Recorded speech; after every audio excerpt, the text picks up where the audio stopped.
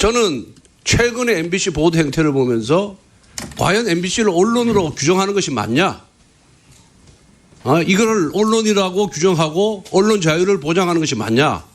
저는 개인적으로 반대합니다. 네, 윤 대통령 목소리에 이어서 더불어민주당 고민정 최고위원, 국민의힘 권성동 의원의 목소리까지 들어봤습니다. 이정훈 박사는 한 주 내내 MBC가 머리를 맴돌았다. 네. 어떻게 보세요? 네. 긁어부스럼. 이라고 저는 딱 규정을 짓고 싶어요. 그러니까 굳이 뭐 이렇게까지 할 필요가 있었을까 우선 그런 생각이고, 오히려 그 탑승 배제를 시킴으로 해서 이번에 사실은 외교가 굉장히 정상화가 됐잖아요. 지난번하고는 달리. 지난번에는 한미 정상회담도 그랬고 한일 정상회담도 그랬고 굉장히 불안전체여서 그것 때문에 논란이 많았던 거 아닙니까? 그런데 이번에는 매우 정상적으로 다 이 정상회담들이 개최도 됐고 또 한중 정상회담까지 열리는, 어떻게 보면 좀 상당한 성과가 좀 있었다라고 보는데, 자, 그런데 그게 다 결과적으로 묻혀버렸다. 묻혀버렸을 뿐만 아니라 조금 전에 그 여론조사 결과 얘기도 했습니다만, 여론조사 결과 지지율을 끌어올릴 수 있는 매우 좋은 계기를 결과적으로는 이 때문에 다 놓치고 만 격이 돼버린 거 아닌가, 이렇게 생각을 합니다. 그런데 이게 그냥 그 조치로 끝난 게 아니라 대통령이 그 도어 스태핑을 통해 가지고 좀 아까 우리가 목소리를 들었습니다만 가짜 뉴스를 통해 동맹 관계를 이간질하는 악의적 행태라서 헌법수호 차원에서 이런 표현을. 근데 그게 참 저는 그 이해가 안 가는 발언이었어요. 그러니까 이게 이 대통령 스스로 그냥 생각나는 대로 그냥 이야기를 한 건지, 이거 준비해 준 아니면 참모진하고 조율을 거쳐서 나온 건지 잘 모르겠는데 너무 이 표현이 사건 자체에 비해서 과하다는 말이에요.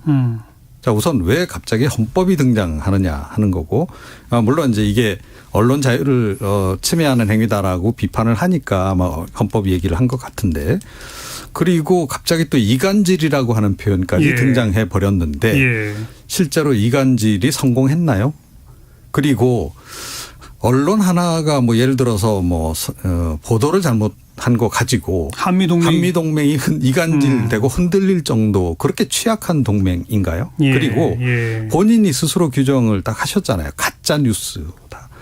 더군다나 가짜 뉴스에 이간질 당할 한미 동맹 관계냐 하는 거예요. 그런데 이게 그래서 논리적으로도 조금 앞뒤가 맞지 않는, 그런데 굉장히 강한 표현을 이렇게 가감없이 하심으로 해가지고 결과적으로 또 어떤 의구심이 또 하나 풀렸냐면요. 뭐요?